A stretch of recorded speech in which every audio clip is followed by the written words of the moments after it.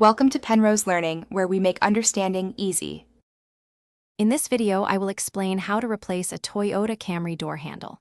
First, gather your essential tools, including a Phillips head screwdriver, a flathead screwdriver, and a trim removal tool. You will also need your brand new replacement door handle. Begin by carefully prying off the interior door panel. Use your trim removal tool to avoid damaging the plastic clips. Once loose, disconnect any electrical connectors, like those for power windows, to fully free the panel. With the door panel removed, you will see the inner workings. Identify the two connecting rods or cables attached to the back of the old handle. Carefully unclip these. Next, locate and unscrew the 2 or 3 mounting bolts that hold the handle assembly to the door frame. These are typically 10mm bolts. Once these fasteners are removed, you can gently maneuver and pull the entire old door handle assembly out through the exterior opening.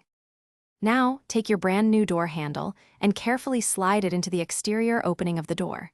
Ensure it sits flush against the door frame.